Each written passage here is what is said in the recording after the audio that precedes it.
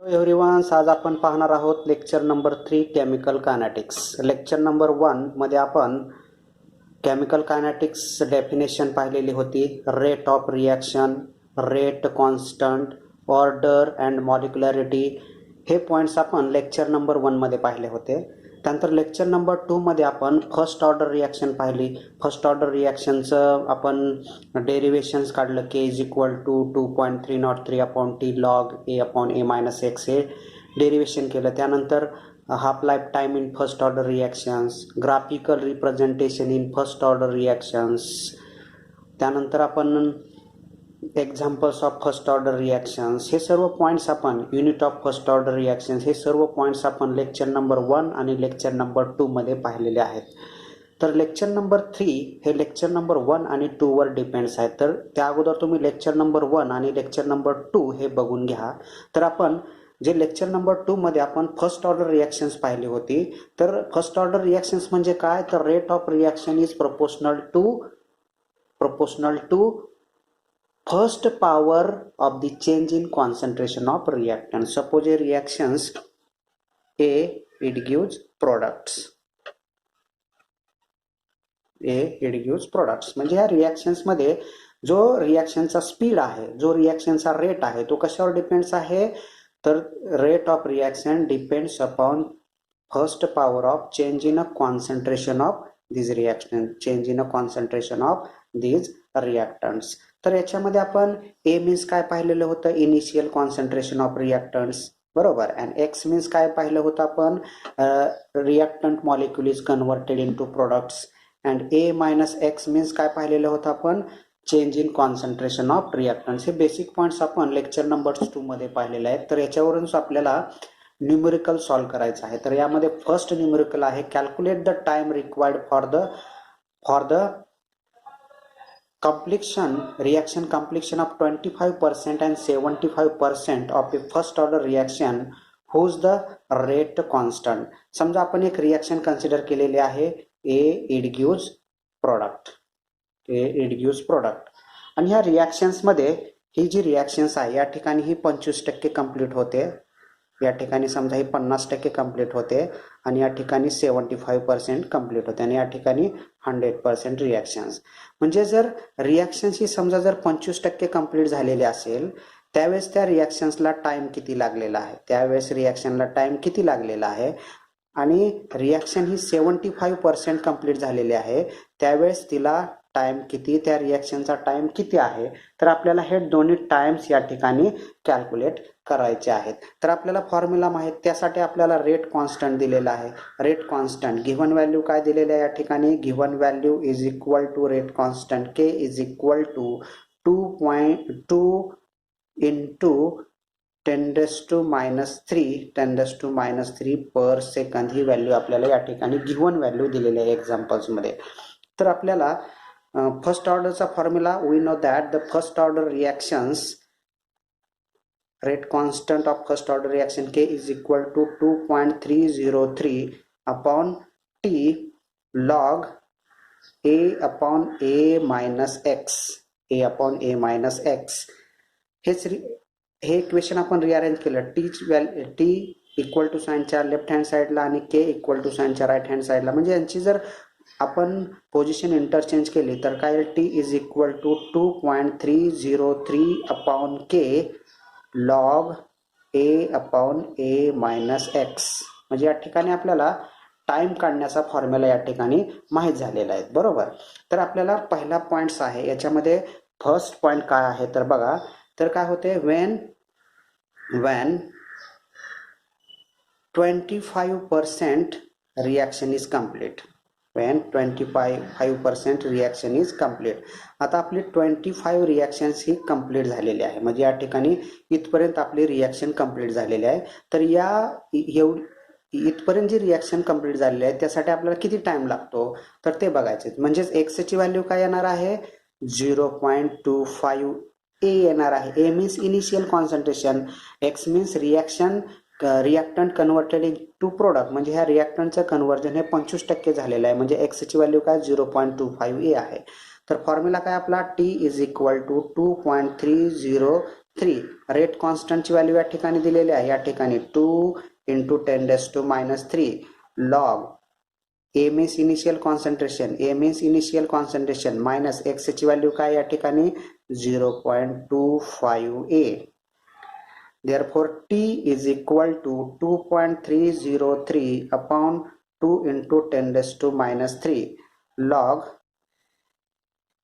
a upon a minus 0.25a means 0.75a.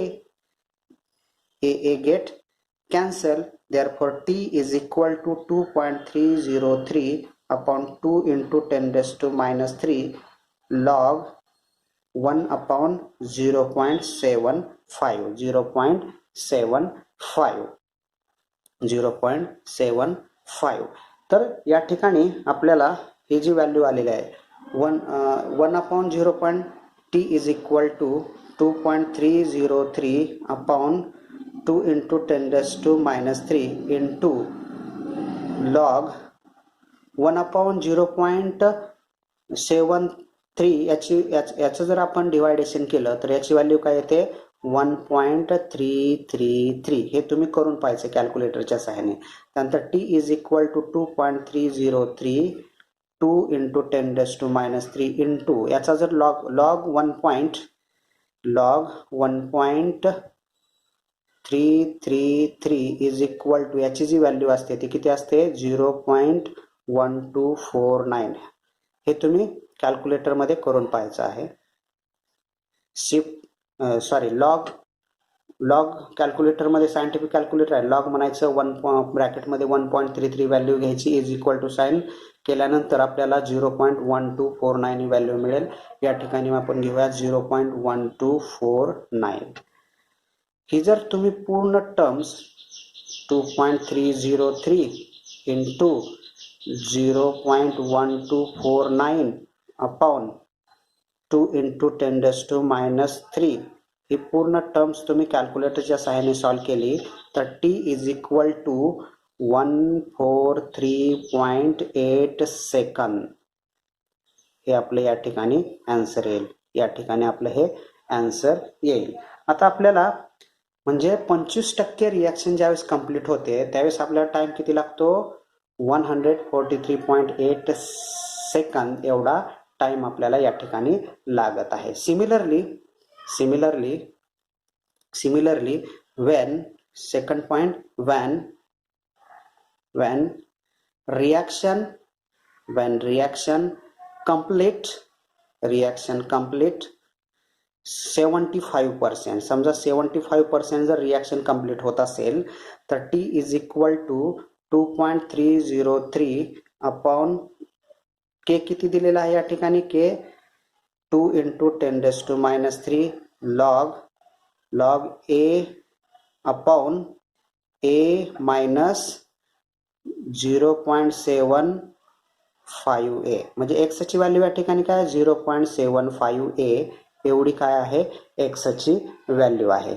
तर या ठिकाणी जी 0.a minus 0.75a याच्यामधनं जर आपण हे मायनस केलं तर काय येते बघा t is equal to 2.303 upon k means 2.0 × 10⁻³ log a upon 0.25a get cancel. k is equal to 2.303 upon 2 × 10⁻³ into log 1 upon 0.25. आता याचं जर आपण डिवायडेशन केलं तर किती येते बघा 2.303 upon 2 × 10⁻³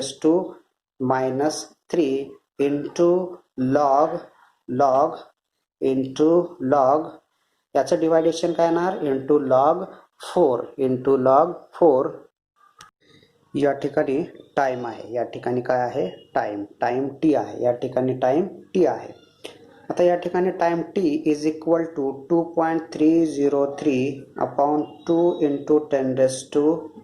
-3 इंटू लॉग 4ची व्हॅल्यू किती असते, लॉग 4 सायंटिफिक कॅल्क्युलेटरमध्ये लॉग 4 लॉग म्हणायचं, ब्रॅकेटमध्ये 4 घ्यायचं, इज इक्वल टू साइन केल्यानंतर तुम्हाला व्हॅल्यू मिळेल, ती व्हॅल्यू असते 0.6021 ही त्याची व्हॅल्यू असते. म्हणजेच लॉग 4ची व्हॅल्यू काय आहे, 0.6021 ही व्हॅल्यू आहे.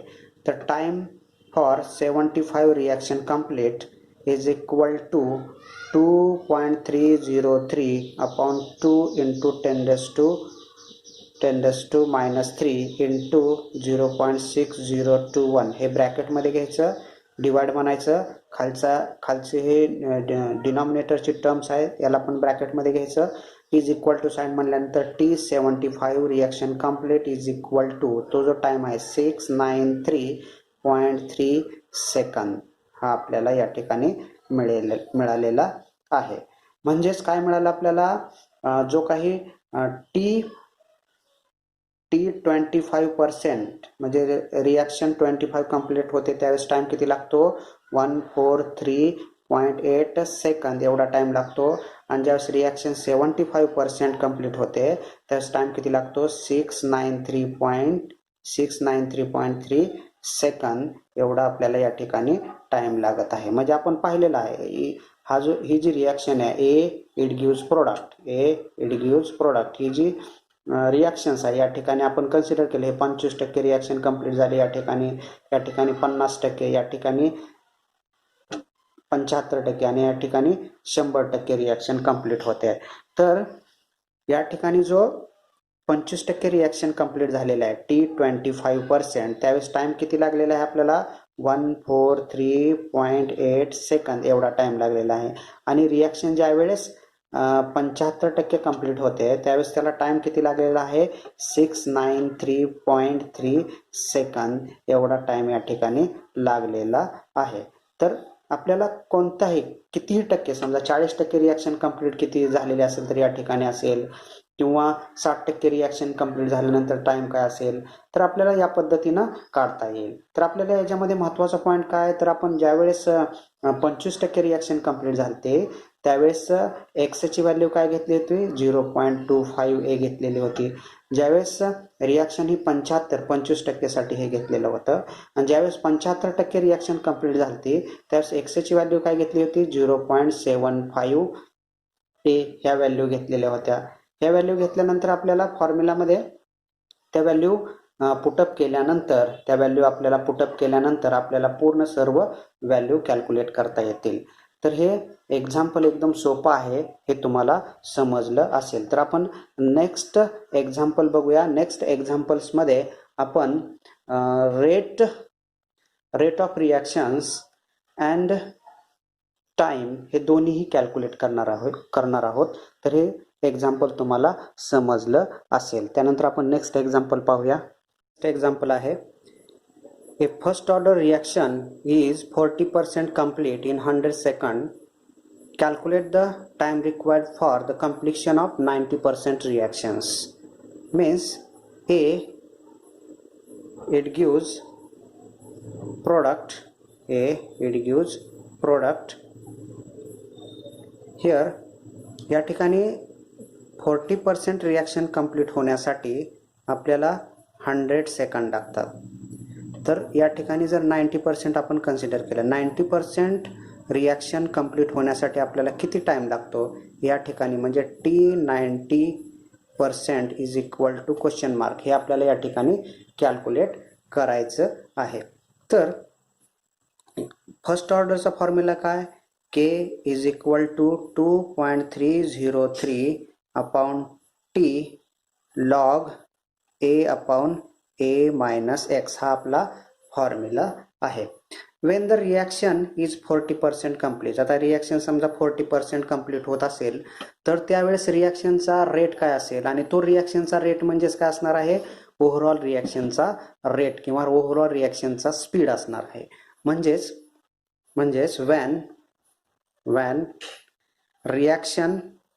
when reaction is 40% complete Therefore x is equal to 0.40a. X is equal to 0.40a is equal to, or hence a minus x is equal to 0.6a. तर a minus x काय असणार आहे, 0.6a असणार आहे. बरोबर, a minus x म्हणजे a means a minus 0.40a is equal to 0.6a. ही value कशाची आहे, a मायनस एक्स ची व्हॅल्यू आहे. बरोबर, तर आपल्याला काय करायचं या ठिकाणी, के कॅल्क्युलेट करायचा आहे. K is equal to 2.303. Time किती दिलेला आहे आपल्याला या ठिकाणी, टाइम किती या ठिकाणी दिलेला आहे, 100 सेकंड दिलेला आहे. या ठिकाणी आपण 100 सेकंड घेऊया. Log a upon a minus x, a minus x ची व्हॅल्यू काय, 0.6a या ठिकाणी आपण कॅल्क्युलेट केलेली आहे. a मायनस एक्स ची व्हॅल्यू या ठिकाणी आपण कॅल्क्युलेट केलेली आहे 0.6a. हे दोन्ही कॅन्सल झाले, तर k is equal to 2.303 upon 100 log 1 upon 0.6. k is equal to 2.303 upon 100 into log 1 upon 0.6 log 1 upon 0.6 is equal to 1.666. आणि याचा जर आपण लॉग घेतला, k is equal to 2.303 into log 1.66 याची व्हॅल्यू किती असते, 0.2217 एवढी याची व्हॅल्यू असते. Divided by 100. हे कॅल्क्युलेटरच्या सहाय्याने ही पूर्ण टर्म्स तुम्ही जर सॉल्व केली तर याचे आन्सर काय येणार आहे, k is equal to 5.106 into 10⁻³ per second. म्हणजे या ठिकाणी आपण काय काढलेलं आहे, rate constant for first order reactions having 40% reaction complete in 100 second. आता आपल्याला काय करायचं आहे, जर समजा रिॲक्शन्स ही 90% कंप्लीट होत असेल तर त्यासाठी आपल्याला किती टाइम लागेल ते कॅल्क्युलेट करायचं आहे. when reaction complete 90%. समजा आता रिॲक्शन किती, 90% रिॲक्शन कंप्लीट झालेले आहे. तर x is equal to value काय असणार आहे, x is equal to 0.9a value असणार आहे. x is equal to value काय असणार आहे, 0.90a असणार आहे. बरोबर, किंवा 0.9 म्हणलं तरी चालेल. हे आपल्याला x ची व्हॅल्यू मिळालेली आहे. तर आपल्याला हा फॉर्म्युला माहित आहे. ह्या फॉर्म्युलामध्ये जर रिअरेंज केलं आपण, टीज काढायचं आहे, म्हणजेच काय येणार, या दोन्हीची पोझिशन आपण इंटरचेंज करणार. म्हणजेच काय येणार, 2.303 अपॉन के आपण या ठिकाणी कॅल्क्युलेट केलेला आहे. Log a upon a minus x. आता रिॲक्शन किती पर्सेंट कंप्लीट झालेले आहे, 90%.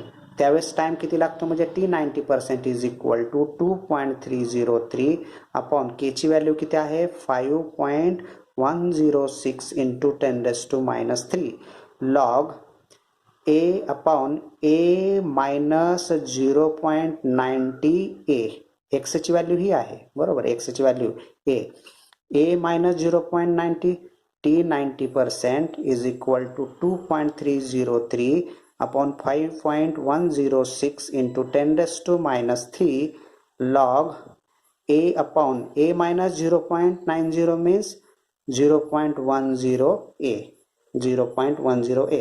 हे दोन्ही a गेट कॅन्सल होईल. t 90% is equal to 2.303 upon 5.106 into 10⁻³ log 1 upon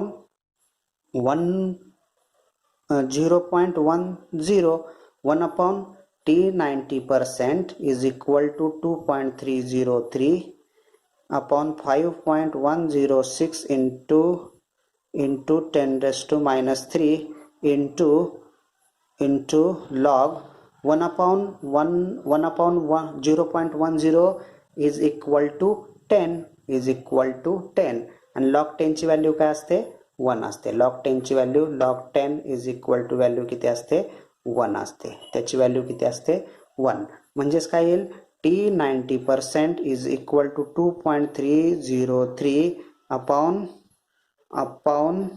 5.106 into 10 raised to minus 3 into 1. बरोबर.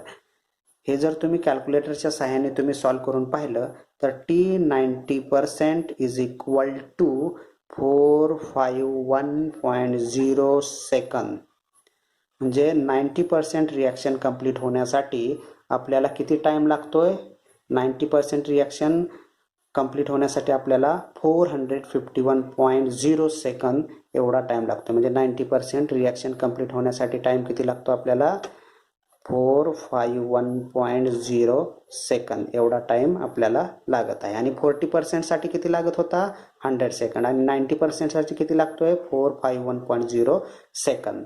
तर या एक्झाम्पल्स मध्ये आपण rate constant for first order reaction calculate केलेला आहे आणि दुसरं म्हणजे काय तर 90% रिॲक्शन कंप्लीट होण्यासाठी किती वेळ लागलेला आहे हे एक आपण या ठिकाणी कॅल्क्युलेट केलेलं आहे. पहिल्या एक्झाम्पलमध्ये आपण काय करायचो फक्त टाइम म्हणजे किती टक्के रिॲक्शन कंप्लीट झाली तर त्यावेळेस आपल्याला किती टाइम लागेल हे आपण कॅल्क्युलेट करत होतो. परंतु या एक्झाम्पल्समध्ये आपण रिॲक्शनचा स्पीड पण कॅल्क्युलेट करत आहे. म्हणजे स्पीड म्हणजेच काय रेट ऑफ रिॲक्शन्स आणि त्याचबरोबर आपण या ठिकाणी रिॲक्शनचा टाइम पण आपण कॅल्क्युलेट करत आहोत. त्यानंतर आपण नेक्स्ट एक्झाम्पल बघूया. नेक्स्ट एक्झाम्पल आहे the reactions of SO2 Cl2 gas. It gives SO2 gas plus Cl2 gas is a first order and has the rate constant 2.24 into 10 raised to 5 per second at 593 Kelvin. Calculate the half lifetime of the reaction. What fractions of SO2 Cl2 remain after heated for 4 hours at 593 Kelvin. Means A minus X हे आपल्याला calculate करायचं आहे.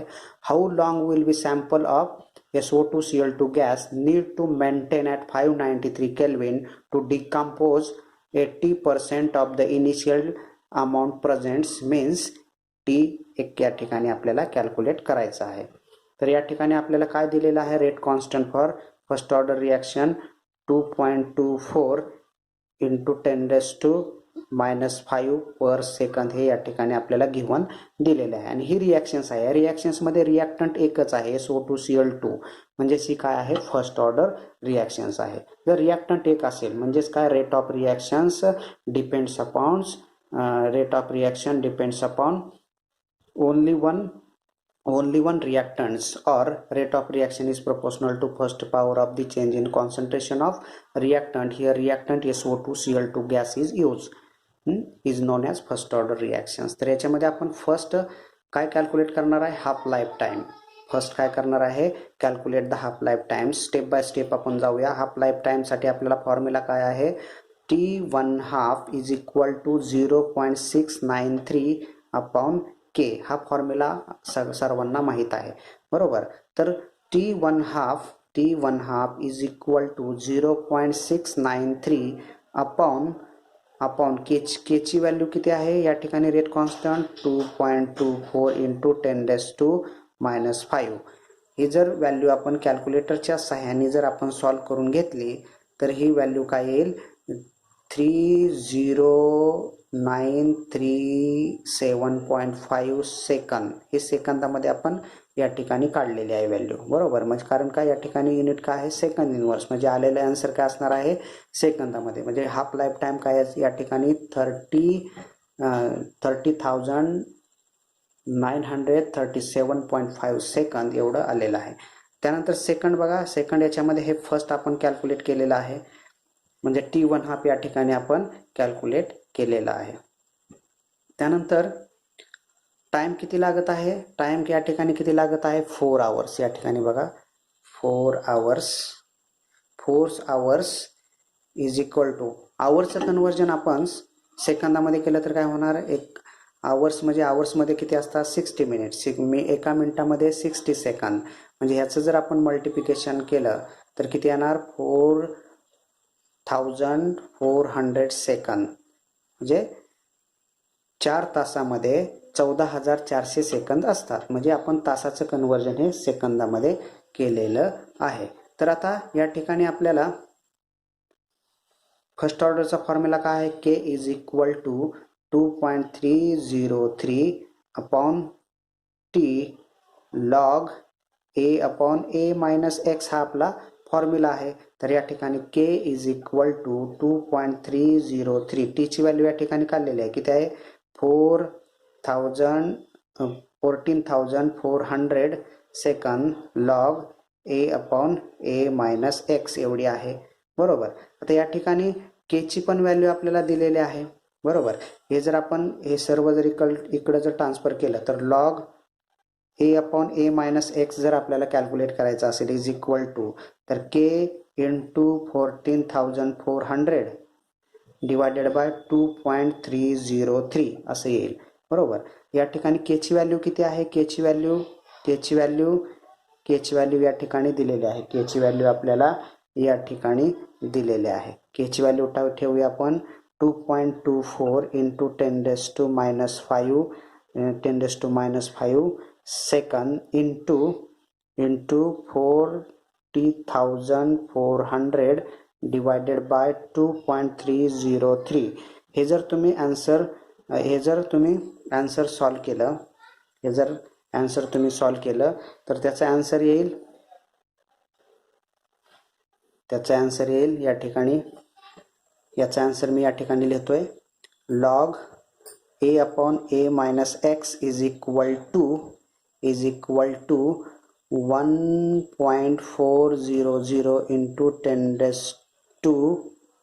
10⁻⁻1, म्हणजेच किती येणार log A upon A minus x is equal to 0.1400. ही value आपली log ए upon ए minus एक्सची आलेली आहे. आता याचा लॉग काढायचा म्हणजे याचा अँटी लॉग घ्यावा लागेल, म्हणजे A upon A minus x is equal to anti log shift log म्हणायचं तुमच्या कॅल्क्युलेटरमध्ये, सायंटिफिक कॅल्क्युलेटरमध्ये शिफ्ट लॉग 0.1400. हे जर आपण कॅल्क्युलेट केलं A upon A minus X shift log, तर त्याची व्हॅल्यू काय येईल 1.380. अँटीलॉग म्हणजे कसं करणार तुम्ही, शिफ्ट लॉग आणि ब्रॅकेटमध्ये 0.1400 value is equal to sign दाबल्यानंतर आपल्याला हे आन्सर येईल. तर या ठिकाणी ए मायनस एक्स, आपल्याला ए मायनस एक्सची जर व्हॅल्यू काढायची असेल तर काय येणार, ए मायनस एक्सची व्हॅल्यू काढायची असेल तर काय होणार, रिअरेंज करावं लागणार, म्हणजेच काय येणार ए अपॉन, यांची जर आपण पोझिशन इंटरचेंज केली तर काय येणार या ठिकाणी ए अपॉन 1.380, म्हणजेच काय येणार 1 अपॉन 1.380, म्हणजेच ए मायनस एक्स. कारण एची व्हॅल्यू किती कन्सिडर केलेली आहे आपण, A is equal to 1 because initial concentration A is equal to 1 because initial concentration of reactant is equal to 0.7244 means after 4 hours, म्हणजे आपल्याला 4 तासानंतर आफ्टर 4 hours हे जर आपण पर्सेंटेजमध्ये कन्वर्जन केलं तर याला काय करणार आपण 100 ने मल्टिप्लाय करणार, म्हणजे 72.44 reactions is complete of the original SO2Cl2 will be remains. म्हणजे या ठिकाणी 72.44% एवढा रिॲक्टंट काय झालेला आहे, रिॲक्ट झालेला आहे, आणि बाकीचा रिॲक्टंट या ठिकाणी आपला राहिलेला आहे, बरोबर. म्हणजे ए मायनस एक्सची व्हॅल्यू आपण या ठिकाणी काढलेली आहे, किती आलेली आहे ए मायनस एक्सची व्हॅल्यू या ठिकाणी आपण कॅल्क्युलेट केलेलं आहे, म्हणजे हा एक पॉईंट झाला. त्यानंतर आता 82% रिॲक्शन कंप्लीट होण्यासाठी आपल्याला टाइम्स किती लागतो ते एक आपल्याला या ठिकाणी कॅल्क्युलेट करावं लागेल. म्हणजेच काय करावं लागेल, समजा ए मायनस एक्स या ठिकाणी 82% म्हणतोय, फक्त काय म्हणतो आपण या ठिकाणी 82% चालले. या ठिकाणी आपण 4 तासानंतर रेट ऑफ रिॲक्शन 4 तासानंतर आपण रिॲक्टंट किती रिॲक्ट झालेला आहे त्याचं पर्सेंटेज काढलेलं आहे. या ठिकाणी आता आपण 82% रिॲक्शन कंप्लीट होण्यासाठी आपल्याला टाइम किती लागतो आता ते आपल्याला या ठिकाणी कॅल्क्युलेट करायचं आहे. ते या ठिकाणी आपण कॅल्क्युलेट करूया. कॉन्सन्ट्रेशन आपण पर्सेंटेजमध्ये जर घेत असू तर त्यावेळेस ए काय असणार आहे, 100% असणार आहे, बरोबर. म्हणजेच एक्स मीन्स काय, X means reactant converted into products आणि A minus x means change in concentration of reactants means 100% minus reaction किती कंप्लीट झालेले आहे, 82%. म्हणजेच 82 is equal to 18 is equal to 18%. म्हणजे A is equal to 100% and A minus x is equal to equal to 18%. The formula of first order reaction K is equal to 2.303 upon T log A upon A minus X. तर formula rearrange केला तर काय होईल, T is equal to 2.303 upon K log A upon A minus X. तर T 82% is equal to 82% साठी आपण time काढत आहे. म्हणजेच रिॲक्शन 82% कंप्लीट होत असेल तर आपल्याला टाइम किती लागतो ते आपण या ठिकाणी काढत आहोत. म्हणजे 2.303 अपॉन के ची व्हॅल्यू काय आहे, 2.24 into 10 to minus 5 into log A ची व्हॅल्यू किती आहे, 100 अपॉन